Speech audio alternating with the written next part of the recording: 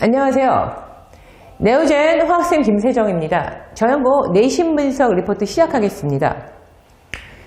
제가 아마 지금 이 3단원 같은 경우에는 어떤 과목의 단원 특성상 화학원 단원 내에서 우리 1단원이 가장 어렵고 4단원도 4단원이 사실은 더 어렵다고 하는 친구들도 많이 있습니다. 1, 4단원이 가장 어렵고 2, 3단원이 가장 쉬운데 이 2, 3단원 같은 경우에 특히 3단원 같은 경우에는 화학에 굉장히 관심이 많은 친구들이나 화학을 좋아하는 친구들 같은 경우에는 이 3단원을 굉장히 쉽게 느끼는 친구들이 많이 있고 또 화학을 처음 배웠더라도 어느 정도 조금 화학이 재밌다라고 느꼈던 친구들도 이 3단원부터 시작을 해서 이 화학 자체를 많이 이해했다고 생각하는 친구들도 많이 있습니다. 그래서 이 3단원 같은 경우에는 말씀드렸던 것처럼 화학 단원 중에서는 재미도 있고 가장 어떻게 생각하면 아이들이 1학년 때부터 배워서 어느 정도 좀 익숙하기도 하면서 실제적으로는 맥락적인 서사구조로 좀 계속 연결되는 어떤 부분들이 있어서 굉장히 공부를 조금이라도 하는 친구들은 조금 쉽게 느끼면서 이해가 굉장히 잘 가는 어떤 그런 단원이어서 실제로 거의 대부분의 일반적인 학교들이 한두 문제만 틀려도 사실은 어떤 학교는 2등급이 안 될 수도 있고 사실은 이런 단원이라고 생각을 하시면 됩니다. 그런데 제가 이 저연고 같은 경우에는 그래서 대부분의 다른 학교는 별표 하나, 두 개 많아봤자 세 개인데 이 저연고 같은 경우에는 제가 이제 별표를 이렇게 이제 크게 부여를 했는데 왜냐면 일산 지역의 다른 학교에서 볼 수 없는 형태의 문제를 선생님이 한 4-5문제 정도를 내셔서 그래서 조금 특이하다라고 생각을 해서 이렇게 이제 그 난도를 분류를 했고요. 조금 더 설명을 드리자면 그렇습니다. 물론 이제 차후에 말씀을 드릴 이 특이한 문제 4-5문제를 빼고 사실은 25문제 중에 20문제 정도는 기출문제와 형태가 거의 대부분 유사하다고 생각을 하시면 됩니다.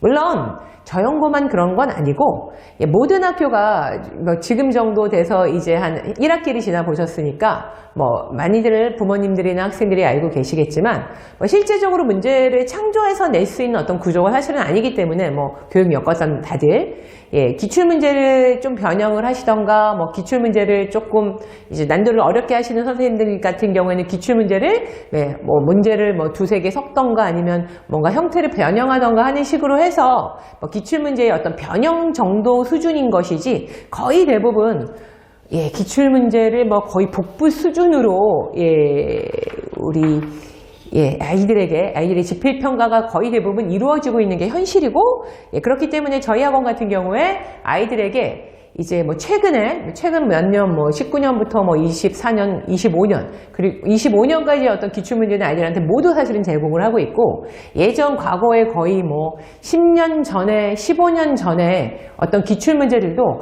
중요한 문제라고 생각을 하면 저희 도잇나우라고 하는 교재에 모든 문제들이 사실 들어가 있습니다. 그리고 도잇나우의 문제 특징 자체가 아이들한테 모든 기출문제, 중요한 기출문제를 모두 제공한다. 그래서 지금 3단원 같은 경우에는 거의 한 550문제 정도의 기출문제 또 올해 이제 고3이나 고2들이 본 모의고사 문제까지 총 망라해서 실제적으로 아이들이 이제 이 3단원 문제로 이 모의고사 형태의 문제, 수능과 모의고사 형태의 문제만 받아든 것이 한 600여 개 정도의 문제가 되고 이 600여 개 정도의 문제 모두가 사실은 저희 네오젠 선생님들이 모두 하나하나 일일이 영상 강의를 찍었고 그 영상 강의가 네오젠 홈피에 모두 다 등록이 되어 있습니다. 그래서 아이들이 학원에서는 열심히 수업 듣고 심화내용까지 진도를 다 충분히 빼고 그 다음에 시험도 보고 하면서 나머지 도잇나우를 숙제를 대부분 저희가 이제 도잇나우를 숙제로 내주고 있는데 이 숙제로 내주는 도잇나우 같은 경우에는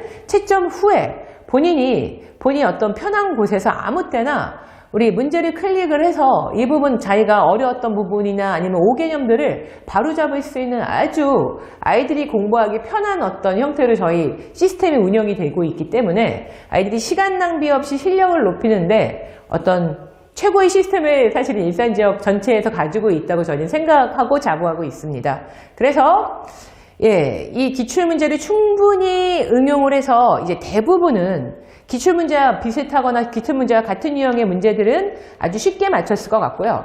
저희가 이제 주목하는 부분은 이 저연고 같은 경우에 다른 학교랑은 약간 상이하게 선생님이 뭐 17번 같은 경우에는 기본적인 화학 반응식을 좀 이해를 해야지 문제에 접근할 수 있는 문제를 내셨습니다. 그래서 그냥 뭐 어떤 뭐 파편적으로 뭐 그때 뭐 1단원 배울 때 파편적으로 공부하고 다 잊어버렸던 친구들 같은 경우에는 아마 17번 문제를 막혔던 친구들이 굉장히 많이 있어서 이 17번 문제 같은 경우에도 사실은 뭐 화학 반응식을 기본만 알아도 쉽게 넘어갈 수 있지만 말씀드렸던 것처럼 파편적인 지식으로 모두 잊어버렸던 친구들 같은 경우에는 이 17번 문제도 상당히 난이도가 있게 받아들였을 것 같고, 그 다음 18번이나 특히 19번 같은 형태의 문제도 아이들이 조금 굉장히 생소한 뭐 글루타민이랑 알라닌이라고 하는 생명에서 나오는 여러 가지 고분자 탄수화물의 어떤 기본 아미노산이 있습니다.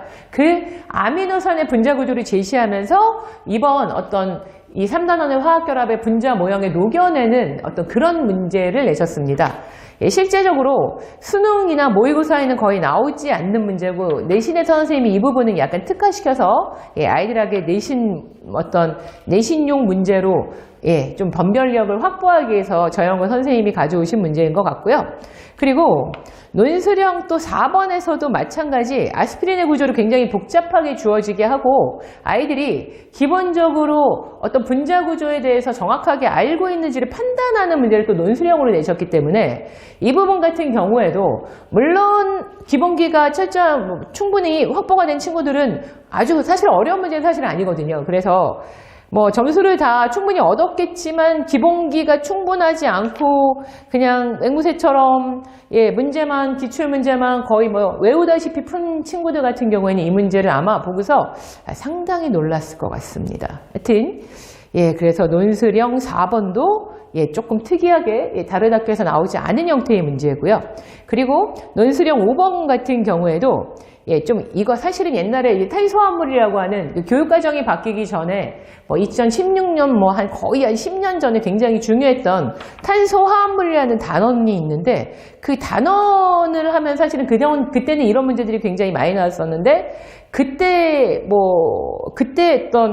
했었던 어떤 단원에서 여러 가지 것들을 차용을 해서 이것들을 3단원에 녹여내셨기, 이 3단원 화학결합의 분자 구조에 녹여내신 형태의 문제를 논술형 5번에서도 내셨습니다. 그래서 공부를 아까 말씀드렸던 것처럼 정확하게 하지 않고 기본기가 충분하지 않은 친구들은 기출문제를 많이 풀었어도 굉장히 낯설었겠다. 이런 생각이 일단은 듭니다. 그래서 올해 25년 일산지역에서 이 3단원 문제 중에 이 저용고 문제 정도의 수준이 가장 좀 난도가 높지 않나 이런 생각이 들어서 특이한 형태의 문제이기 때문에 난이도를 이렇게 판단을 했고요.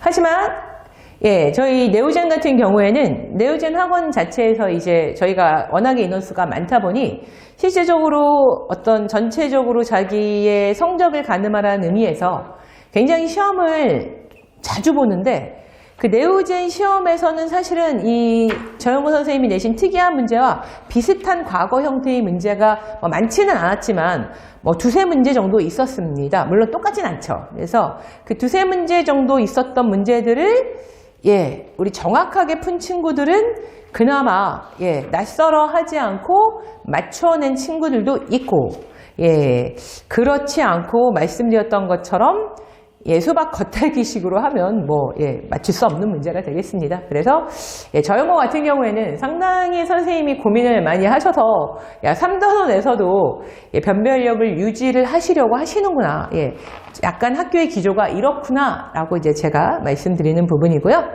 그래도 일단은 학원, 저희 네오젠에서는 비슷한 문제 유형을 다루었기 때문에 네오젠을 다녔던 친구들은 그래도 어떻게든 풀어내서 만점은 아니더라도, 문제가 좀 낯서니까 만점은 아니더라도 1등급을 지키는 데는 사실은 큰 문제는 없었다. 이렇게 말씀드릴 수 있을 것 같습니다. 그래서 앞으로 사실은 이제 3단원도 물론 이렇게 저연고는 약간 어려웠지만 거의 대부분의 학교는 매우 쉽게 사실은 나와서 거의 대부분 100점이나 거의 2개만 틀려도 말씀드렸던 것처럼 1등급이 안 될 정도의 어떤 굉장히 높은 점수만 등급이 좀 유지가 되는, 1등급이 유지가 되는데, 앞으로 이 4단원 자체가 사실은 이 변별력을 확보하는 데 있어서 난이도가 높은 문제들이 굉장히 많이 있는 그러니까 난이도가 높은 계산 문제들이 굉장히 많이 있기 때문에 4단원 자체가 이제 등급을 나누는 데 있어서 핵심이 되긴 할 겁니다. 네, 그래서 저형고 같은 경우에는 피상적으로 기출 문제만 다루는 것이 아니라 어떤 기본적인 심화 내용까지 충분히 공부를 해야만 실수 없이 좋은 점수를 맞을 수 있다. 설명을 드리면서 저형고 내신 분석 리포트 여기서 마치겠습니다. 감사합니다.